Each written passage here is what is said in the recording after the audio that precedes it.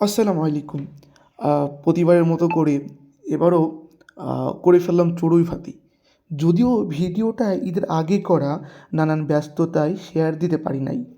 এই দিনে রাবিয়ান, ঢাবিয়ান, চবিয়ান, কুয়েট, ডুয়েট, রুয়েট, উদ্যোক্তা, ব্যবসায়িক, সদ্য প্রেমে মারা খাওয়া প্রেমিক সকলে মিশে যায় একই মোহনায়। তো বিশেষ করে ধন্যবাদ জানাই সাহা অ্যাগ্রোয়ের প্রতিষ্ঠাতা সাব্বির বন্ধুকে আমাদের সময় দেওয়ার জন্য।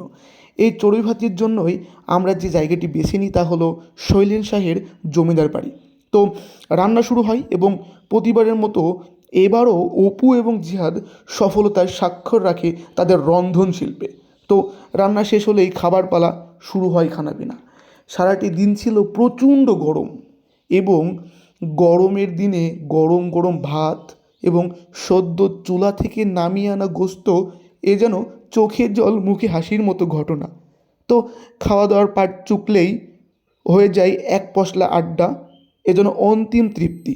তাই বলবো, মানুষ বাঁচেই বা কয়দিন, আত্মার যত্ন নিন, আত্মার আত্মীয়দের সময় দিন। মানুষ স্মৃতি নিয়েই বাঁচে। তাই সুন্দর সুন্দর স্মৃতি তৈরিতে বন্ধুরূপী শত্রুদের ভ্যাবলাকান্ত কমলাকান্তদের সঙ্গ দিন। সারাটা দিন একসাথে হইহুল্লোড় করে কাটিয়ে বাড়ি ফেরার মুহূর্তটা সত্যিকার অর্থেই হয়ে ওঠে শ্বাসরুদ্ধকর। তবে আর যাই হোক, যেটুকু সময় আমরা একসাথে কাটাই, মন খারাপ করে রাখা সম্ভব নয়। অসুস্থ শরীর নিয়ে গিয়েছিলাম, স্বাস্থ্য কতটুকু সুস্থ হলো তা জানি নে, তবে মনের স্বাস্থ্য যে ফুরফুরে করে বাড়ি ফিরেছি, এই কথা অস্বীকার করবার জো নেই। তাই সময় পেলে সঙ্গ দিন ভ্যাবলাকান্তদের এবং তৈরি করুন নতুন নতুন স্মৃতি।